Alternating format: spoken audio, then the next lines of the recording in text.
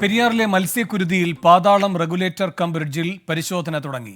Fort Kochi sub കളക്ടറുടെ നേതൃത്വത്തിലുള്ള സംഘവും കുഫോസിലെ വിദഗ്ധരുടെ സംഘവുമാണ് പരിശോധന നടത്തുന്നത്. ചത്തുപൊങ്ങിയ മത്സ്യങ്ങളെ സംസ്കരിക്കുന്ന നടപടികൾ ഇന്ന് ആരംഭിക്കും.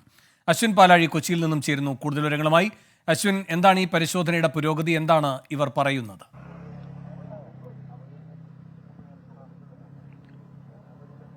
വേണു, അല്പസമയം മുമ്പാണ് ഈ പരിശോധനയ്ക്ക് വേണ്ടി സബ് കളക്ടറുടെ നേതൃത്വത്തിലുള്ള സംഘം ഇവിടെ എത്തിയത്. കളക്ടറുടെ സംഘത്തിന് പുറമെ ജലസേചന വകുപ്പ്, ഒപ്പം ഇറിഗേഷൻ വകുപ്പ്, അതുമായി ബന്ധപ്പെട്ട മറ്റ് വകുപ്പുകളെല്ലാം തന്നെ, ഫിഷറീസ് ഉദ്യോഗസ്ഥരെല്ലാം തന്നെ ഈ പരിശോധന സംഘത്തിലുണ്ട്.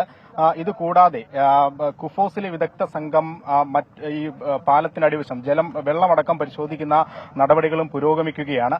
എന്തായാലും ഇതുമായി ബന്ധപ്പെട്ട് അല്പസമയം മുമ്പ് സബ് കളക്ടർ മാധ്യമങ്ങളെ കണ്ടിരുന്നു. അതിൽ പറഞ്ഞത് ഈ കർഷകരും ഒപ്പം പരിസ്ഥിതി പ്രവർത്തകരും എല്ലാം ഉന്നയിച്ചത് ഗുരുതരമായ ആരോപണങ്ങളാണ്.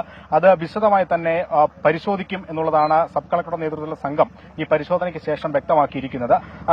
പ്രാഥമിക റിപ്പോർട്ട് കളക്ടർക്ക് 2 ദിവസത്തിനകം കൈമാറും. അതിനുശേഷം അന്തിമ റിപ്പോർട്ട് കൈമാറാൻ കുറച്ചുകൂടി സമയമെടുക്കും. കാരണം ഈ ഗുരുതര വിഷയങ്ങളാണ് ഇവർ ഉന്നയിച്ചിരിക്കുന്നത്. അതിനുശേഷം മാത്രം, ആ ഗുരുതരമായ കാര്യങ്ങൾ പഠിച്ച ശേഷം മാത്രമായിരിക്കും അന്തിമ റിപ്പോർട്ട് സമർപ്പിക്കുക. അതിനൊപ്പം ഈ ഫാക്ടറികളിൽ, ആരോപണ വിധേയമായ ഇടയാർ വ്യവസായ മേഖലയിലെ ഫാക്ടറികളിൽ പരിശോധന നടത്തുമെന്ന് കൂടി പറഞ്ഞിട്ടുണ്ട്. അതും വരും ദിവസങ്ങളിൽ ഉണ്ടാകും.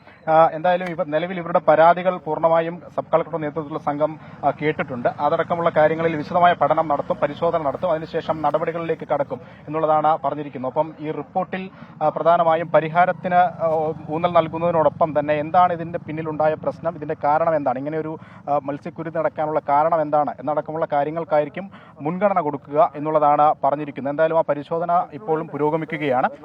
2 ദിവസത്തിനകം പ്രാഥമിക റിപ്പോർട്ട്, വിശദമായ റിപ്പോർട്ട് അതിന് പിന്നാലെ എന്നുള്ളതാണ് സബ് കളക്ടർ ഇപ്പോൾ വ്യക്തമാക്കിയിരിക്കുന്നത്. അശ്വിൻ പാലാഴിയാണ് കൊച്ചിയിൽ നിന്ന് വിവരങ്ങൾ നൽകിയത്. സബ് കളക്ടർ അല്പം മുൻപ് മാധ്യമങ്ങളോട് പ്രതികരിച്ചിരുന്നു. അതിലേക്ക് നമ്മൾ എന്തായാലും എല്ലാ വകുപ്പുകളുടെ അടുത്തു നിന്നും നമ്മൾ റിപ്പോർട്ട് ചോദിക്കുന്നുണ്ട്. ഇവർ പറയുന്ന ഓരോ കംപ്ലൈന്റുകളും നമ്മൾ അഡ്രസ് ചെയ്യുന്നുണ്ട്.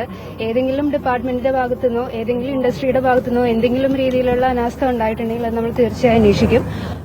ഈ ഒരു പ്രിലിമിനറി റിപ്പോർട്ട് 2 ദിവസത്തിനകം തന്നെ ജില്ലാ കളക്ടർക്ക് നമ്മൾ സബ്മിറ്റ് ചെയ്യുന്നതാണ്. അതിന്റെ കൂടെ വിശദമായിട്ടുള്ള ലാബ് റിപ്പോർട്ട്സും എല്ലാം കൂടെ വന്ന് ഒരു ഡീറ്റെയിൽ റിപ്പോർട്ട് ഒരാഴ്ചയ്ക്കകം തന്നെ നമ്മൾ സബ്മിറ്റ് ചെയ്യുന്നതാണ്.